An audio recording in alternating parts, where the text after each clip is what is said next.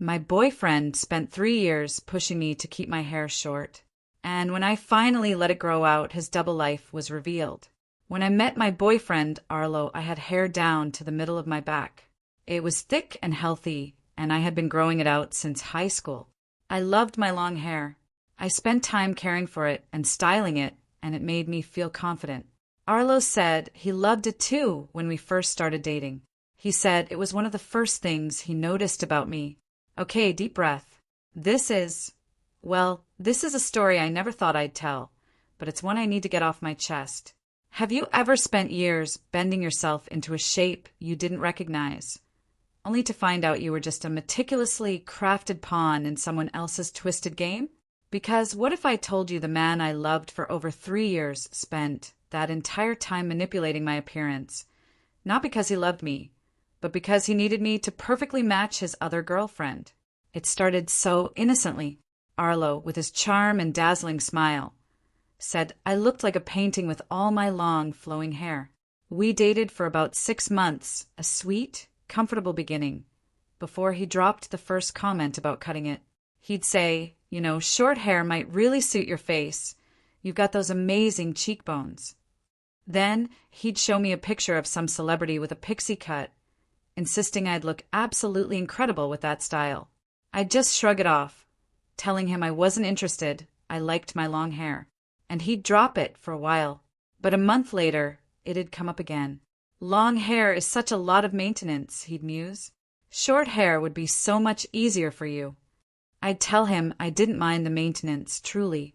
My hair was a part of me, a comfort. He'd back off, but a few weeks after that, maybe over dinner, he'd try a new angle. I just feel like you're hiding behind your hair, he'd say, almost conspiratorially. You'd look so much more sophisticated with a shorter cut. Women with short hair just seem more confident, more put together. These comments became a regular thing. Every few weeks, a subtle, constant drip. And slowly, insidiously, I started to wonder, was he right? Was I hiding? Maybe I would look better with something shorter, more daring. Maybe I should try something new, something he liked. So I cut my hair to my shoulders. Arlo said it looked nice, but then, next time, you could go even shorter, don't you think? A few months passed, and I cut it to my chin. He nodded approvingly. Good, he said, but you could definitely go shorter still. By the end of our first year together, my hair was a pixie, barely covering my ears. And Arlo, he absolutely loved it. He looked at me with such adoration, telling me I looked incredible, that this was the real me, and he was so glad I'd finally found a style that suited me. I believed him. Why wouldn't I? He was my boyfriend, and I genuinely thought he wanted what was best for me. For the next 3 years, I kept it short. Every time it started to grow past my ears, Arlo would casually mention I was due for a trim. Every time I even thought about letting it grow out, he'd remind me how much better I looked with short hair. Long hair just washes you out, he'd say. Makes you look younger in a bad way. The pixie cut, it makes you look like a professional woman who has her life together. He loved it, and so I loved it too, I thought. Then last spring, my hairstylist moved away, and I had to find a new one. The soonest appointment I could get was 6 weeks out. So my hair started growing, past my ears, then to my chin, then to my shoulders. Arlo, of course, noticed. He'd ask constantly, when are you going to get it cut? I'd tell him my appointment was coming up, but the truth was, I was starting to like how I looked again. Like me. I felt like myself for the first time in years. So I canceled the appointment. I decided to just let it happen. I didn't tell Arlo. He made comments, of course. You're looking a bit shaggy, or you really need a trim. Then, more cuttingly, you're letting yourself go. I miss the polished version of you. I finally told him I wanted to try something different. Just grow it out for a bit. He went quiet, then said, his voice laced with a coldness I hadn't heard before, I really prefer you with short hair. I asked why it mattered so much to him, why my hair was such a big deal. He said it was just a preference, and I should respect that. My blood started to boil. Well, I have a preference too, I shot back, and my preference is my own hair. He got angry, truly angry, accusing me of being difficult. Things were tense for months, but I kept growing my hair. By fall, it was past my shoulders again, and I felt beautiful.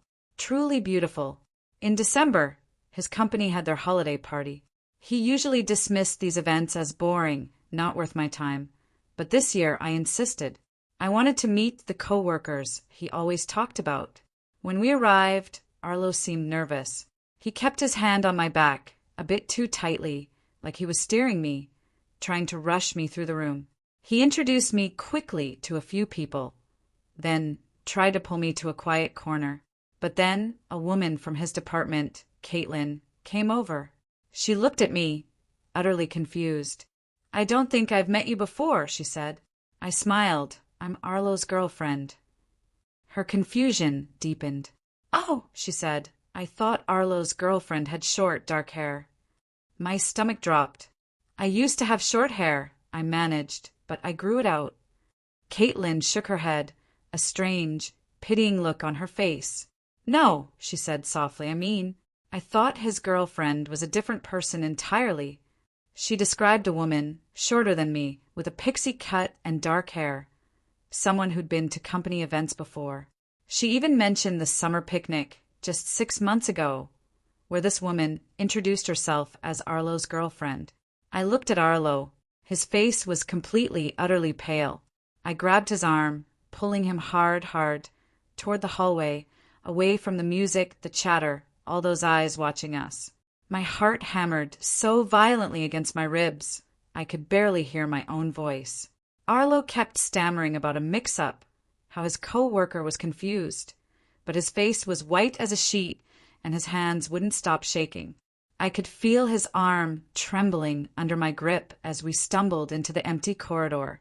The party sounds muted behind the door, and suddenly it was just the two of us under those harsh fluorescent lights.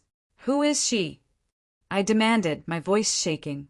"The woman with short dark hair, the one who's been coming to your work events."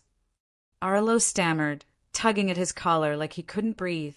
He insisted she was just a friend from his department, someone who must have gotten the wrong idea. His eyes darted around, anywhere but at me. I asked her name. He hesitated, then mumbled, "Jasmine." He swore she'd misrepresented things, that they weren't together, never had been. But his voice sounded hollow, like a bad actor reading lines, and his whole body was stiff with a lie. "We're leaving," I told him, the words cold and final. He nodded quickly, too quickly, desperate to escape. We walked back through the party, people staring, his hand on my back no longer supportive but controlling, trying to hurry me out. The drive home was a suffocating silence, punctuated only by my questions and his evasions. "When did you last see Jasmine?" "I don't remember exactly." "How long have you known each other?" "A few years, maybe." "Why would she tell people she's your girlfriend?" "It's complicated. I'll explain when we get home. I need time to think about how to say it." Every answer was rehearsed, empty. We rode the elevator up to our apartment in silence. My hands were shaking now, a violent tremor I couldn't control. I didn't know if I was angry, scared, or both. Inside, Arlo finally stopped deflecting. He admitted there was another woman, Jasmine, from his department. And yes, it was complicated. He claimed they'd gone on a few dates before he met me, and she'd gotten the wrong idea. He'd tried to let her down easy, but she wouldn't accept it. My legs felt like jelly. I sank onto the couch. "Then why?" I asked, my voice barely a whisper. "Would she introduce herself as your girlfriend 6 months ago if you only went on a few dates years ago?" Arlo buried his face in his hands. He called Jasmine unstable, said she'd been practically stalking him at work. He swore he didn't tell me because he didn't want to worry me with his crazy coworker situation, that he'd been handling it professionally through HR, but she kept showing up at company events uninvited. It all felt so wrong.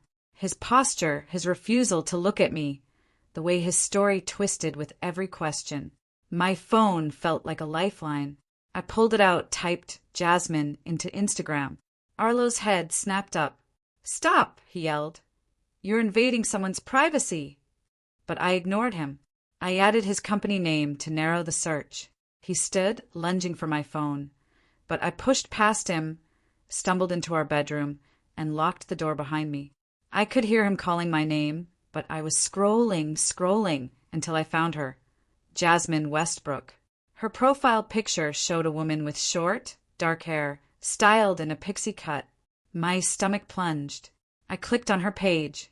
Photos of her and Arlo at restaurants I recognized. Photos at parks on sunny days. Photos at company events with people I had just seen tonight. The dates on the photos stretched back 2 years. 2 entire years. And in every single photo, Jasmine had short, dark hair, cut almost exactly like mine used to be. The exact same pixie style Arlo had spent 3 years convincing me to keep. I unlocked the bedroom door, walked back to the living room where Arlo was pacing. I held up my phone, showing him the photos. I watched his face as his entire, elaborate lie crumbled. He tried to speak, but no words came. He sank onto the edge of our bed, head in his hands once more. The silence stretched, heavy and suffocating. Finally, he admitted it. He'd been seeing both of us. He said it just happened. He never meant for it to go on this long. He swore he loved me more, that I was the one he truly wanted. I stood there, staring at him, and I didn't recognize the person in front of me. This wasn't the man I loved. I grabbed my purse, my keys. "I'm leaving," I said, my voice flat. "Where are you going?" he whispered, desperate. "I don't know," I replied, "but I can't be here right now." I drove to Rosemary's apartment, shaking. I texted her from the parking lot, and she opened her door in pajamas, taking one look at my face before pulling me inside. She made tea while I sat on her couch, the words spilling out in broken pieces between sobs. Rosemary listened, never interrupting, just handing me tissues, letting me talk until I was empty. She set up her guest room and told me I could stay as long as I needed. I lay awake all night, staring at the ceiling, trying to comprehend how my entire relationship could have been a lie. The next morning, I called in sick. I couldn't face the office. Rosemary made coffee and sat with me at her kitchen table while I started a list on my phone. Everything that didn't make sense about the past 3 years. All the times Arlo pressured me about my hair. All the work events, he said, weren't worth my time. All the weekends he claimed to be working late or traveling for business. Every excuse he made about why I couldn't come to certain places or meet certain people. The list grew longer and longer, each detail a fresh sting. Rosemary sat beside me, laptop open. She pulled up Jasmine's Instagram again, scrolling more slowly this time. Over her shoulder, I saw it. A picture from last June, Jasmine and Arlo at what looked like a street festival. I remembered that weekend vividly. Arlo had said he was at a work conference in Chicago, sending me texts about boring presentations and hotel food. But in this photo, he had his arm around Jasmine's waist, both holding ice cream, smiling. The location tag said downtown, our city. Rosemary clicked to the next photo. August, a beach. Arlo told me he was at another conference in Boston, but there he was, building a sandcastle with Jasmine at a beach just 2 hours from our home. She kept scrolling. A hiking photo from September, when he said he was visiting his sick aunt. A restaurant dinner from October, when he claimed to be working late. Every single photo matched a weekend or evening when he'd given me an excuse. I felt physically ill. He hadn't just lied occasionally. He'd meticulously planned everything to keep us apart. I pulled out my phone again, texting Caitlin, the coworker from the party. Could we meet for coffee? My finger hovered over send, then pressed. She responded almost immediately, worried, suggesting a coffee shop near Arlo's office this afternoon. Rosemary offered to come, but I shook my head. I need to do this alone. She made me promise to text if I needed anything. I arrived 20 minutes early, ordered tea I couldn't drink. Caitlin walked in exactly on time, spotted me, and gave me a hug that felt like a lifetime of apology. She fidgeted with her coffee, then started talking before I could even ask. Everyone at work is talking about what happened at the party, she said, her voice heavy with guilt. I feel terrible. I should have said something sooner. Then she told me, for the past 2 years, everyone in their department thought Jasmine was Arlo's girlfriend.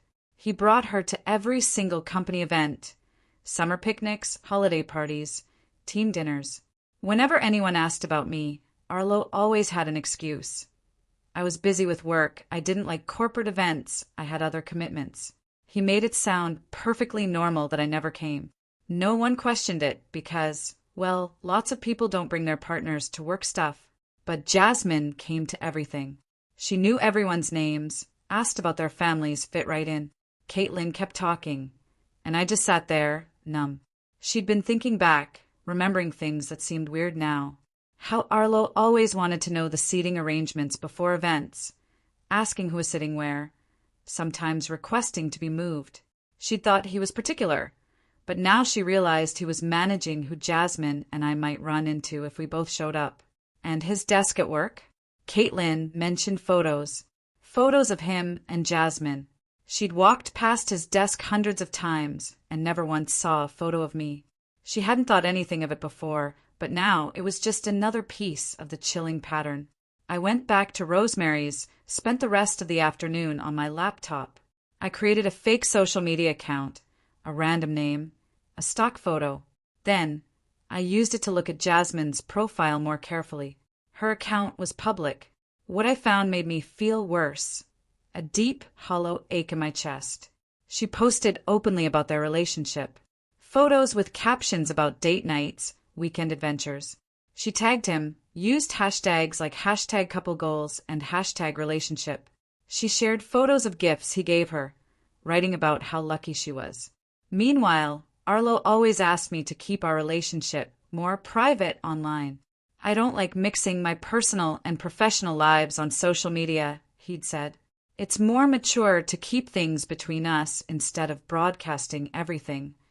I believed him. It seemed reasonable. Now I saw the truth. He just didn't want me posting anything Jasmine might see. I kept scrolling through Jasmine's posts, and then I found it, a post from about 3 years ago, showing her with long hair past her shoulders.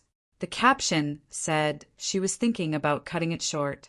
A few weeks later, a photo of her with a pixie cut, almost identical to the one I used to have. The caption talked about how supportive Arlo had been about her new look. He loves my professional style, she wrote, and thinks short hair makes me look confident. Comments from her friends praised the cut, asking if her boyfriend helped her decide. She responded, yes. He encouraged me to try something bold. My stomach turned. Those were almost exactly the same things Arlo had said to me. The same compliments about being professional and confident, the same pressure disguised as support. He used the exact same script on both of us. Rosemary found me staring at my laptop, her expression mirroring my own pain. She sat next to me. I showed her Jasmine's posts about the haircut. Rosemary read them, shaking her head. You should reach out to Jasmine, she said quietly. She deserves to know the truth about what Arlo has been doing. I was scared. What if she didn't believe me? What if she thought I was lying, trying to cause problems? Rosemary listened, then said, those are valid fears. But Jasmine has a right to know she's been lied to, just like you have. If someone was doing this to me, I'd want to know even if it hurt. For the next 2 days, I wrestled with what to say. Drafted messages, deleted them. Typed explanations, erased them. Practiced out loud to Rosemary, but it never sounded right. Too aggressive, too apologetic. I didn't want to attack Jasmine. She was a victim, too. But I also didn't want to sound like I was making excuses for not figuring this out sooner. On the 3rd day, I wrote something simple. I'm Arlo's girlfriend, and I need to talk to you about something important. Can we meet in person? This isn't a conversation for text. I read it 5 times, then hit send. Jasmine responded in less than an hour. Her message was short, confused. I don't understand who you are. I'm Arlo's girlfriend. Are you confused? Or is this some kind of joke? My heart sank. She had no idea. Arlo had kept us so separate that she genuinely didn't know I existed. I wrote back, "I'm not confused, and this isn't a joke. I've been dating Arlo for over 3 years, and I have proof. Let's meet at a coffee shop to talk face to face." She agreed, but added defiantly, "I'm bringing evidence too. I know I'm his girlfriend, and I can prove it." We picked a neutral coffee shop. I spent the morning printing screenshots of texts, photos of Arlo and me from the past 3 years, even a copy of our lease with both our names. My hands shook as I put everything in a folder. Rosemary asked again if she should come. "No," I said, my voice firm. "This is something I have to do alone." I arrived 15 minutes early, picked a back corner table, ordered coffee, and waited. My heart hammered. Then Jasmine walked in. I recognized her immediately from the photos. Shorter than me, dark hair and a pixie. She scanned the coffee shop, eyes landing on me. She walked over slowly, carrying her own folder. We sat down, neither of us speaking for a long moment. Then, simultaneously, we both started pulling out our evidence. I spread my printed photos and texts across the table. She did the same. We stared at the papers, a tapestry of our duplicate lives. Photos of Jasmine and Arlo at a restaurant I recognized. I pulled out a photo of me and Arlo at that exact same restaurant, a different night. The tables, the decorations identical. She had a picture of them at a park. I had one of us at the same park. She had texts where he called her beautiful and said he loved her. I had almost identical texts, just slightly different wording. She had a birthday card from him. I had one too, from last month. We sat in stunned silence, surrounded by the undeniable proof. Jasmine picked up one of my photos, Arlo and me, at a waterfront restaurant. She set it next to her own from the same place. The angle was almost identical. She traced her finger along the railing in both pictures. "When were you there?" she asked, her voice barely a whisper. I checked the date, August 15th of last year. She pulled up her photo, August 22nd, 1 week apart. We'd both been to the same restaurant within 7 days, and neither of us knew the other existed. She scrolled through more photos. A hiking trail. I had the same trail in my camera roll from a different weekend. A coffee shop downtown. I recognized the blue tile wall in the background. I had a selfie in front of it. We kept finding these duplicate locations, as if we were living parallel lives in the same city. Jasmine put her phone down, looking at me. "Do you remember Arlo ever mentioning his preference for short hair before you started dating?" I thought back. He'd complimented my long hair constantly in those first few months. Never said anything about preferring it short until 6 months into our relationship. Jasmine nodded slowly. "Arlo told me on our second date that he found short hair attractive on women. He mentioned a former girlfriend who had a pixie cut and how much he loved that style. She said she had hair past her shoulders when they met. Within 3 months of dating him, she cut it to chin length. 6 months later, she went shorter. By their first anniversary, she had the pixie cut she has now. She thought it was her decision. She thought she was being bold, trying something new. Now, she realized he'd used the exact same manipulation tactics on both of us. He'd made us both feel like cutting our hair was our choice, while he slowly, subtly pushed us toward the exact same look. I felt sick. It was so calculated. Jasmine wiped her eyes. "How long have you been together?" I told her, 3 years and 2 months. She went very still. "Arlo and I have been dating for 3.5 years. My blood ran cold. He started seeing her 6 months before he met me. He was already in a relationship when he approached me in that bookstore and told me I looked like a painting. Jasmine said she thought she was his only girlfriend this whole time. They'd talked about moving in together next year. She'd been looking at engagement rings online last month, thinking he might propose. She'd built her entire future around him. I moved into his apartment 2 years ago," I said. Her face went white. "He told me he lived with a male roommate named Jar. That's why I could never stay over. He claimed Jar was uncomfortable with overnight guests. A cold wave washed over me. I was Jar. Arlo had created a fake roommate to explain why Jasmine couldn't be at the apartment on weekends. Jasmine started piecing it together out loud. He always claimed to work late on Tuesdays and Thursdays. Those must have been nights he spent with me. I realized he'd told me he had early morning client meetings on Wednesdays and Fridays. Those were probably mornings. He went to work from Jasmine's place. He used his job for everything.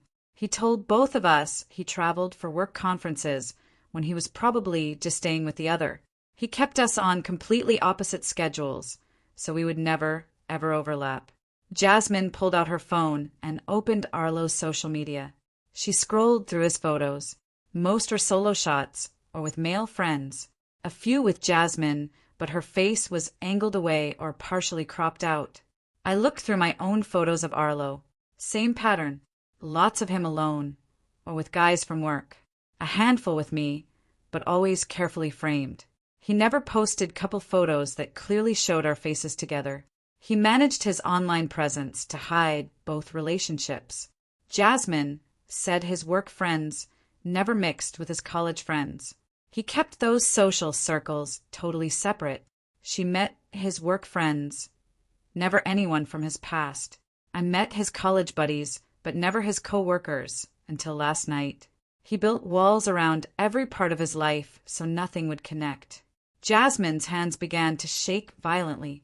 I moved to the city 2 years ago, specifically to be closer to Arlo, she whispered.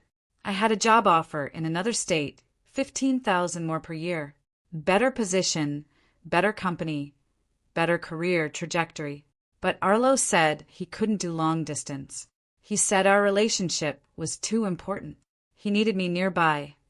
So she turned it down, took a lower-paying job here instead. She gave up significant career advancement because he convinced her he couldn't live without her close by. Meanwhile, he was living with me the entire time. My chest tightened. I remembered my own sacrifice. Last year, my company offered me a promotion to senior manager. Better pay, more responsibility, but it required attending evening networking events twice a month. When I told Arlo, he went quiet. Those evening events will cut into our time together, he'd said, his voice laced with concern. Our relationship needs consistent quality time to stay strong. He worried it would create distance between us. I turned down the promotion, believing our relationship mattered more than my career. Now I understood. He needed me home those evenings because he was with Jasmine.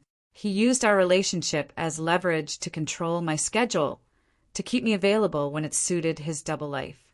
We sat in silence, processing the sheer weight of what we'd both given up for him. Jasmine pulled up photos on her phone again, pictures taken inside Arlo's apartment. I did the same. We compared them. In Jasmine's photos, the angles were tight, mostly close-ups of her and Arlo, blank walls in the background. No wide shots showing the full room. My photos showed the same pattern. Careful framing to avoid identifying details. I had hardly any pictures that captured the whole living room or bedroom. Jasmine said she always thought it was weird he didn't like taking photos at his place.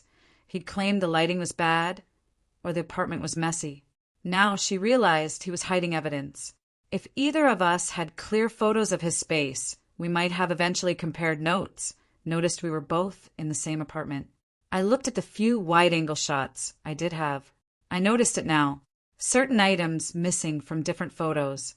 A blue throw blanket appearing in some, gone in others.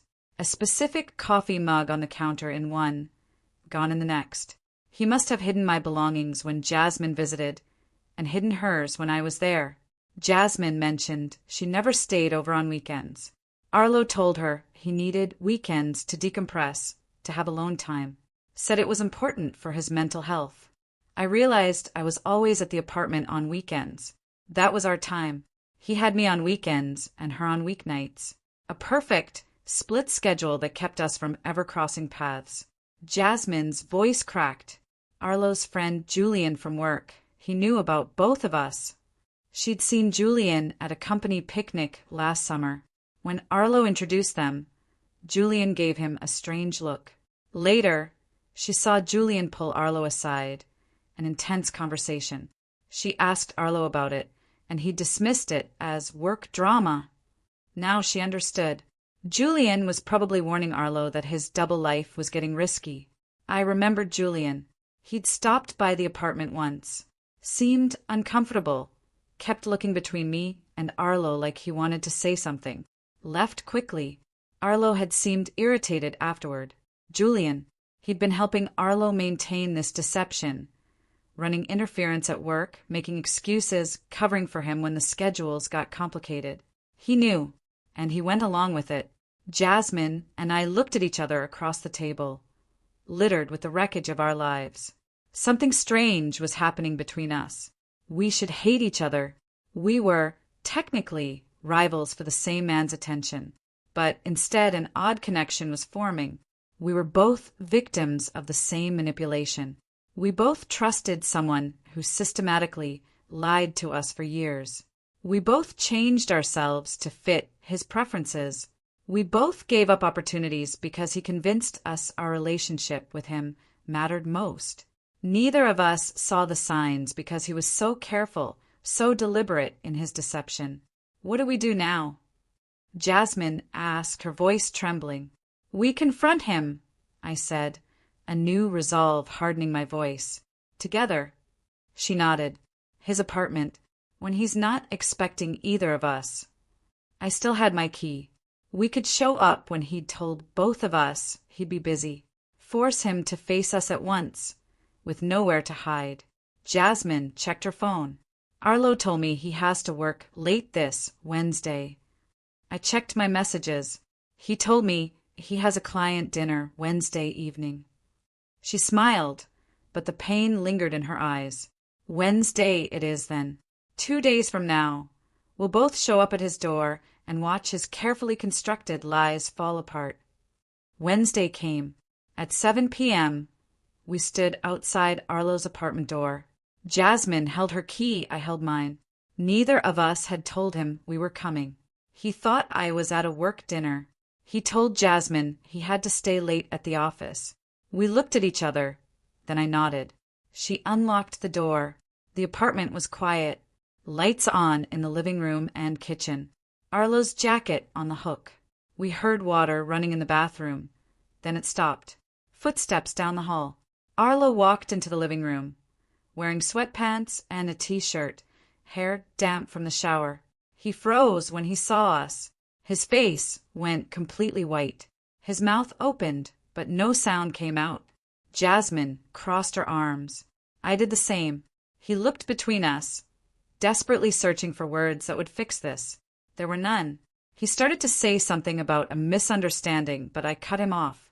We know everything, I stated, my voice steady despite the tremor in my hands. Jasmine added, we've compared notes, timelines, photos. We know about the separate schedules, the hidden belongings, the lies about work events. Arlo sank hard onto the couch, like his legs couldn't hold him. He buried his face in his hands. Jasmine walked closer, her voice chillingly calm as she listed his betrayals. The summer picnic where I met his co-workers as his girlfriend. The weekend trips he took with you while telling me he was visiting family. The way he kept me away from his apartment on weekends. I added my own list. The company parties, he said, weren't worth my time. The promotion I turned down because he said it would interfere with our relationship. The constant pressure about my hair and appearance. Arlo looked up, tears streaming down his face. He tried to interrupt, but Jasmine held up her hand, firm. We're not done talking. I continued, how he isolated both of us from his work life and friend groups, how he made sure we never overlapped, how he controlled what we wore and how we styled our hair to fit some image he had in his head. Jasmine then spoke of the lie he'd told her about me being a stalker, how he'd made her think she was crazy for questioning things that didn't add up. Arlo's shoulders shook, sobbing now. I never meant for this to happen, he choked out. It started as casual dating with both of you. then got serious with both of you. I didn't know how to choose. I loved parts of both relationships. I convinced myself I could keep them separate forever. His voice broke completely. I know it was wrong, but by the time I realized how deep I was in the deception, it felt impossible to stop. I looked at him, my gaze piercing. Why the hair, Arlo? I asked, my voice deadly quiet. Why did that matter so much? Why did you spend 3 years pressuring me to keep it short? Why did you do the same thing to Jasmine? He wiped his face. I have a specific type I'm attracted to, he mumbled. Short hair, professional appearance, a certain look. I thought you both looked more sophisticated with pixie cuts. But really, I wanted you to look similar so my fantasy could stay consistent. I wanted to be able to picture the same type of woman, whether I was with you or with Jasmine. Jasmine's voice was ice. Are there other women? Arlo shook his head quickly. No, it's just been us two. But he hesitated, a beat, a fraction of a second, and that pause told us everything. We looked at each other, the same doubt in her eyes mirrored in mine. We might never know the full truth. There could be others. More lies we hadn't uncovered yet. We're both done with you, I told him simply. Jasmine nodded, resolute. Arlo stood up fast, reaching for us, his face desperate. I'll do anything. To fix this. I'll go to therapy. I know I have problems. I can change if you give me another chance. I'll choose one of you if that's what it takes. His desperation made my stomach turn. The fact that he was still trying to negotiate, to bargain, just confirmed we were doing the right thing. I walked to the bedroom, grabbing my things. Clothes, toiletries, books. Jasmine stayed in the living room, and I could hear Arlo's voice, rising and falling, pleading with her. I stuffed everything into the bags I'd brought. My hand shook, but I kept moving. Every item I took felt like reclaiming a piece of myself. I found photos of us together, left them on the dresser. I wanted no reminders. When I returned to the living room with my bags, Jasmine was standing by the door. Arlo was still on the couch, face in his hands. I walked to the kitchen counter, set down my apartment key. The metal made a small, final sound against the granite. Relief washed over me, mixed with a heavy sadness. 3 years of my life built on lies. But at least now I knew the truth. Jasmine and I walked out together, not another word for Arlo. In the hallway, she pulled out her phone. We exchanged numbers. We should stay in touch, she said. We weren't friends, not exactly, but we understood each other in a way nobody else ever could. We'd both given up parts of ourselves for someone who was using us. We'd both trusted someone who systematically lied every single day. She gave me a quick hug before we went to our separate cars. I drove to Rosemary's. I couldn't go back to that apartment. Not tonight. Maybe not ever. Rosemary opened the door, took one look, and pulled me inside. No questions. Just tea and her presence as I cried. Over the next few days, I stayed on her couch, trying to figure out what came next. Arlo kept texting. Long messages, apologies, voice messages thick with tears. I read the first few, then stopped. My sister, Gabriella, came over one evening. She looked at my phone. You need to block him, she said firmly. Every time you read his messages or listen to his voice, you're giving him power over you. She was right. I blocked him. The silence felt strange, but also so freeing. Gabriella offered to help me look for a new apartment. You can't stay with Rosemary forever, she joked, though Rosemary insisted I could. We spent the weekend looking at listings, visiting places. Gabriella made jokes about Arlo's weird hair thing, trying to make me laugh. Maybe you should date a bald guy next time, just to be safe. I laughed, even though it still hurt. We looked at studios and one-bedrooms across town, places Arlo had never been to, would never know about. I needed space that was completely mine, somewhere he couldn't picture me or show up unexpectedly. The apartments were more expensive than splitting rent with him, but I didn't care. I found a small studio, good security, big windows, nice landlord. I signed the lease 2 weeks after the confrontation. The apartment was empty when I got the keys, but it felt like possibility, not loneliness. I stood in the middle of the bare floor, looking around.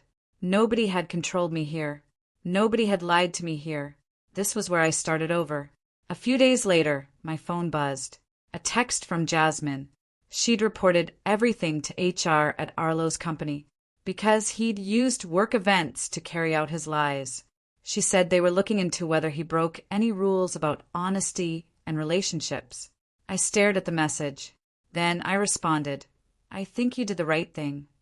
The idea of him facing real consequences at work brought a strange mix of satisfaction and exhaustion. I didn't have the energy left to be angry, but I was glad someone was holding him accountable. Jasmine texted back that the HR person seemed shocked, especially when she showed the timeline and photos of both of us at different company events. They asked about Julian, too. I wondered if he'd get in trouble for his part in covering it all up. 2 days later, Caitlin called. She wanted to check on me, share what was happening at the office. "People are disgusted by what Arlo did," she said. Julian was dealing with fallout, too, because several coworkers realized he must have known. The gossip was intense, but most people felt bad for Jasmine and me. Caitlin felt guilty for not noticing sooner. I told her Arlo was too careful. She couldn't have known. She mentioned people were avoiding Arlo in the break room. His reputation was damaged, probably for years. I thanked her for calling. After we hung up, I felt strange, knowing strangers at his office were talking about my relationship, feeling sorry for me. I realized I needed professional help processing everything. I found a therapist, River, who specialized in emotional abuse and control. Her office was quiet, plants in the waiting room. She had kind eyes, didn't push me to talk before I was ready.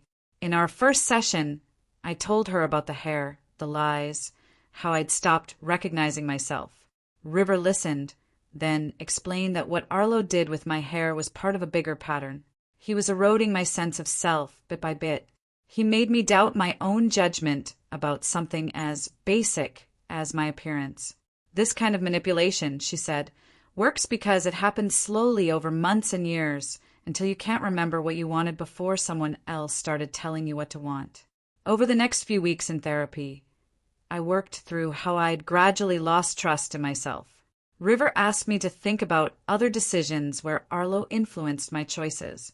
I realized he had opinions about my clothes, my friends, how I spent my free time. He always framed his preferences as helpful suggestions or concerns about what was best for me. River explained that abusers don't usually start with big, controlling moves. They start small, with things that seem reasonable, like suggesting a haircut. Then they build on those small victories until they've reshaped major parts of your life. The insidious part, she said, is that you think you're making your own choices because the pressure is subtle and constant, not forceful. By the time you realize what's happened, you barely remember who you were before. I decided to do something symbolic. I booked an appointment at a salon I'd never been to. Sitting in the chair, I told the stylist, "I need help figuring out what I actually want my hair to look like. For years, someone else controlled how I wore it, and now I don't trust my own taste." She was patient, showing me options, layers, colors. We talked about what felt right to me without anyone else's input. I decided to keep growing it out, but add long layers that framed my face. We chose a rich brown color with subtle highlights. When she finished, I looked in the mirror and something shifted inside me. This hair was mine. I chose it. Nobody pressured me or made me doubt myself. The woman looking back at me felt more real than she had in years. Jasmine texted, asking if I wanted to meet for coffee again. We picked a place halfway between our apartments. When she walked in, I noticed her hair was growing out, too. Past her chin now. She looked different from the photos. We ordered drinks, sat by the window. She touched her hair, smiled sadly.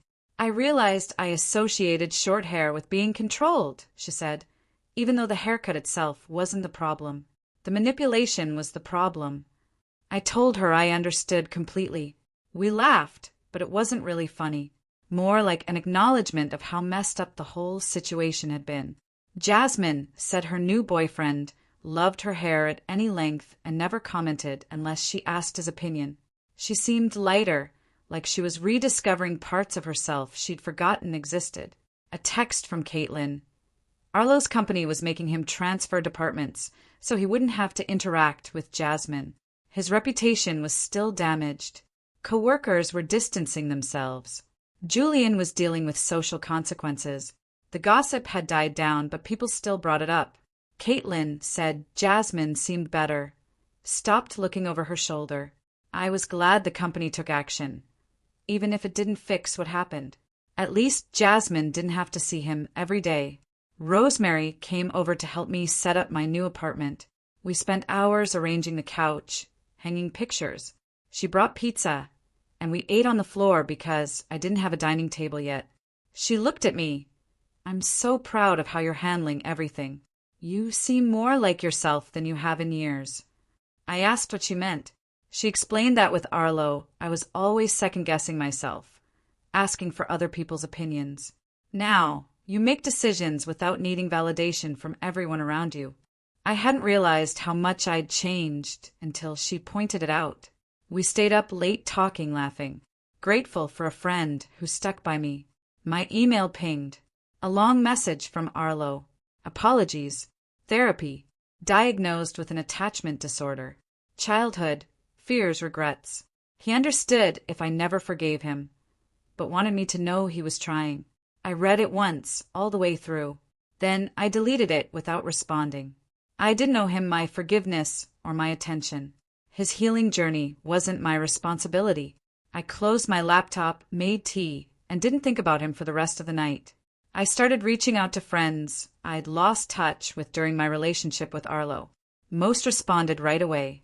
Over the next few weeks, I had several conversations where friends admitted they thought something was off about Arlo, but didn't want to interfere. One friend said he seemed controlling about small things, like where we sat or what I ordered. Another mentioned I stopped suggesting plans, always checked with Arlo first. Hearing their observations hurt, because it meant others saw what I couldn't. But it also validated my experience. I wasn't imagining the control. It was real enough that people on the outside noticed it, too. Gabriella showed up one Saturday morning with coffee, a determined look. "We're going shopping," she declared. No arguing. I started to make excuses about not having money for new clothes, but she waved me off. "My treat. You need to stop arguing." We drove to the mall, walked into stores I usually avoided because they seemed too trendy or colorful.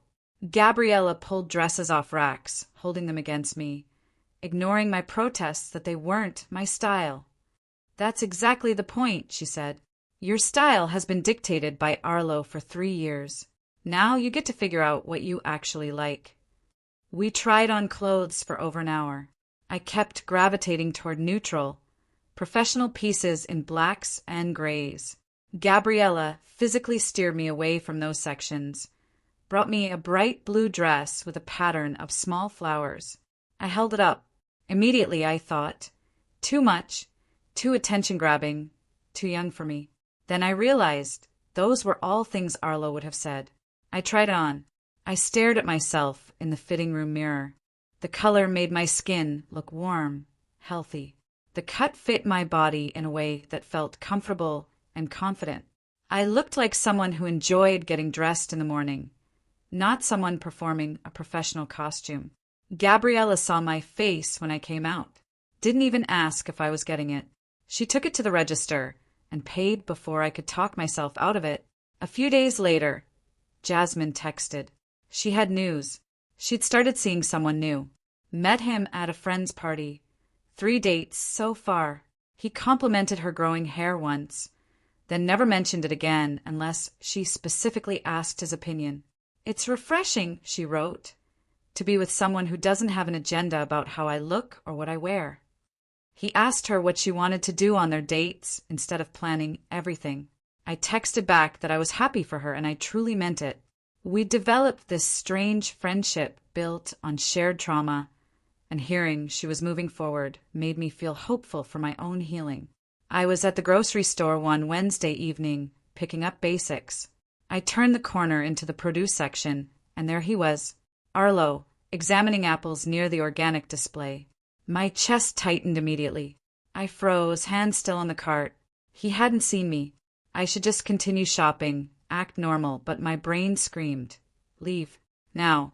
I abandoned my cart, walked quickly toward the exit, heart pounding so hard I could feel it in my throat. I made it to my car, sat there shaking for 10 minutes before I could even put the key in the ignition. I called River from the parking lot, and she talked me through breathing exercises until I calmed down enough to drive home. At our next session, River helped me understand that panic responses were normal after what I'd experienced.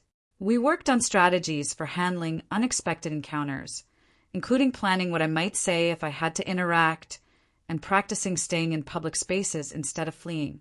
She reminded me that my anxiety didn't mean I wasn't healing. It just meant my nervous system was still processing the betrayal. One evening, folding laundry, I realized something. I hadn't looked at Arlo's social media in over a week. I used to check it multiple times a day, searching for clues, for signs I should have noticed. But lately, I'd been too busy with work, therapy, reconnecting with friends, to obsess over his life. The need to understand exactly why he did what he did was fading. I was starting to accept that I might never have a satisfying explanation for his choices. And that was okay, because his behavior was about his issues, not about anything lacking in me. I was focusing on my own growth instead of trying to decode his psychology. It felt like progress. My supervisor called me into her office on a Friday afternoon. I walked down the hall, worried I'd done something wrong. Instead, she offered me a promotion to senior account manager. The position required occasional evening networking events and client dinners. A year ago, I would have turned it down immediately. Arlo always made me feel guilty about evening commitments. I would have convinced myself I didn't deserve it, or that the extra responsibility would be too stressful. But now, I accepted the offer without hesitation, thanking her for the opportunity. She smiled, mentioned I seemed more confident and engaged lately, contributing more in meetings, taking initiative. She was right. I wasn't second-guessing every decision or waiting for someone else to validate my ideas anymore.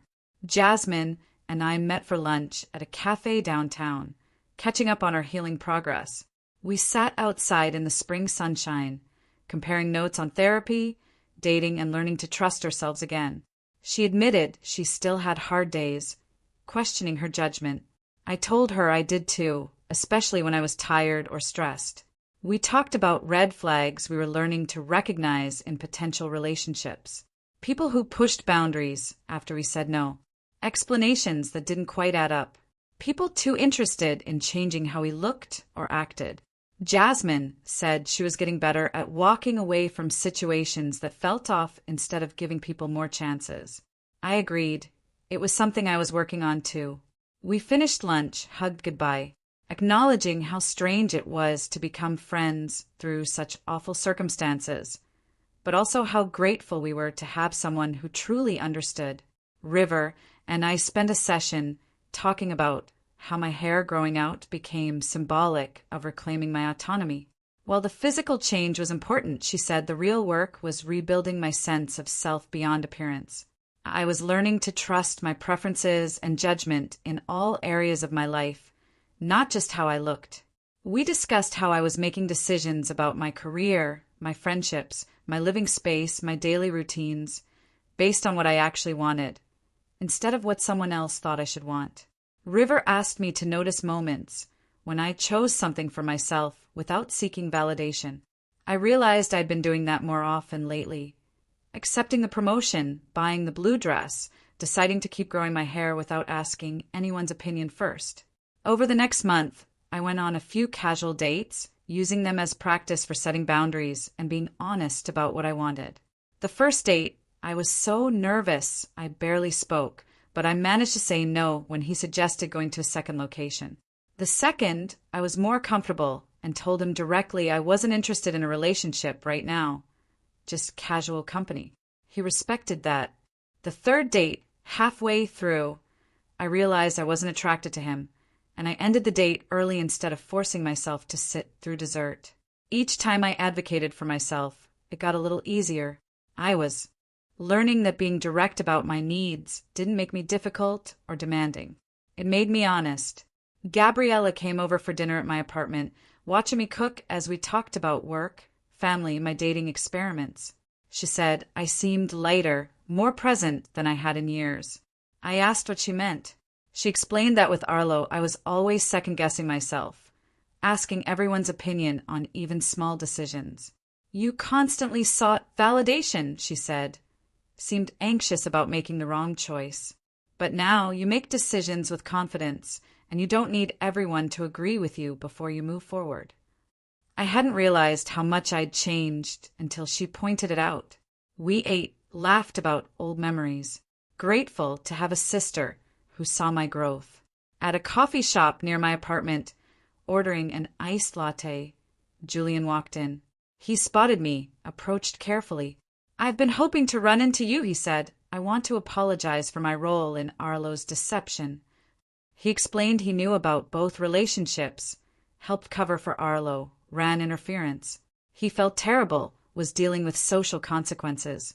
I listened to his whole apology, then told him, I appreciate you saying that, Julian, but I'm not interested in maintaining any connection to that situation. I'm focused on moving forward, and that includes not having relationships with people who are part of the deception, even if they regret it now. He looked disappointed but nodded. I understand. I took my coffee, walked out, feeling strong and clear about my boundaries. I didn't owe him forgiveness or friendship. I got to decide who stayed in my life. A few weeks passed. I noticed my hair brushing against my shoulders when I turned my head. I stood in front of my bathroom mirror, pulled the strands forward. It reached past my shoulders for the first time since before I met Arlo. I ran my fingers through it, smiled at my reflection. The hair itself looked good, but that wasn't what made me proud. I chose this length myself, without asking anyone's opinion, without seeking validation. I didn't cut it to please someone else, or let it grow because someone told me to. This decision came from me alone, and that felt more important than any hairstyle ever could. I took a photo, texted it to Rosemary with a simple caption. She responded immediately with celebration emojis. You look beautiful. I believed her. But more than that, I believed myself when I looked in the mirror now. My phone buzzed. A text from Jasmine. A photo of herself at what looked like a company event.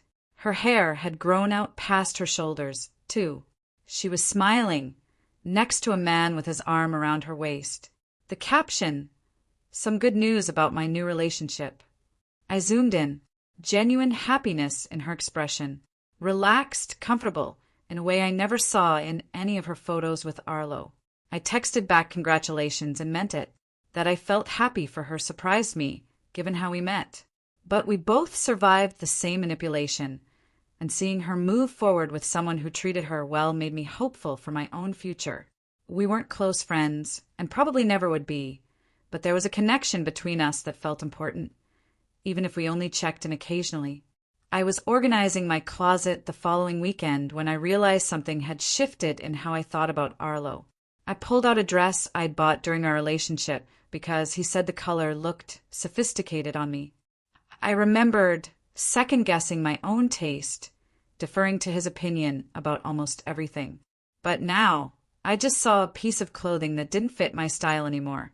The betrayal and manipulation were part of my history. They'd taught me to recognize red flags, to trust my own judgment. Those lessons mattered. They shaped who I was now. But the actual events didn't dominate my thoughts the way they did in those first awful months. I didn't replay conversations, didn't wonder what I could have done differently. The whole experience existed as something that happened to me, rather than something that defined me. I donated the dress, along with several other items that didn't feel like me anymore. My closet looked sparse, but everything left represented choices I made for myself. My next therapy session with River felt different from the beginning. We sat in her office and she asked about my progress. I told her about the coffee shop encounter with Julian, how I set clear boundaries without feeling guilty. I mentioned the casual dates, practicing being direct. the growing confidence in making decisions without seeking validation. River listened carefully, then suggested we might be ready to transition from weekly sessions to monthly check-ins. I'd made remarkable progress, she said, in rebuilding my sense of self, learning to recognize manipulation tactics. The goal of therapy wasn't to erase what happened, but to help me process it and develop tools for healthier relationships moving forward. She believed I had those tools now. The idea of ending regular sessions made me nervous for about 10 seconds. Then I realized the nervousness came from habit, not actual need. I agreed to the new schedule. Walking out of her office that day felt like graduating from something difficult but necessary. 6 months have passed since that holiday party revelation. I decided to host a dinner party at my apartment. Rosemary, Gabriella, a few other close friends I've reconnected with. I spent the afternoon cooking, setting up my small dining area. The apartment still felt new in some ways, but it was completely mine, and that mattered. My guests arrived with wine and desserts. We crowded around my table, talking, laughing. Rosemary told embarrassing college stories. Gabriella shared updates about her kids and her promotion. Another friend talked about her dating disasters, and we all offered advice and support. The conversation flowed easily, no awkward silences. We stayed at the table long after we finished eating. Someone suggested cards. The evening stretched late into the night. I looked around at these people who stuck by me through everything. I felt genuinely content in a way I couldn't have imagined during those first awful weeks after the truth came out. This apartment, these friendships, this version of myself, all felt solid and real. Nobody mentioned Arlo once during the entire evening, and I didn't think about him either until later when everyone had left and I was cleaning up. Even then, the thought passed quickly without leaving any weight behind it. I'm getting ready for a work event next week, catching my reflection in my bedroom mirror. I've been styling my long hair with a curling iron. It falls past my shoulders in loose waves. I pause, iron still in hand, and really look at the woman staring back at me. She looks confident, shoulders back, head held high. She looks authentic in clothes she chose because she likes them, not because someone told her they were sophisticated. She looks free from the constant need to adjust herself to fit someone else's preferences. For the first time in years, I recognize her as completely myself, without any layers of performance or people-pleasing. The recognition makes me smile. I finish styling my hair with steady hands. I grab my bag, head out to the event, feeling ready for whatever comes next. The future feels open, full of possibilities I get to choose. Have you ever found yourself subtly changed by someone else's agenda, only to wake up and realize you barely recognize yourself? Or have you found an unexpected ally in the most painful situation? Let me know in the comments below. I'd love to hear your thoughts.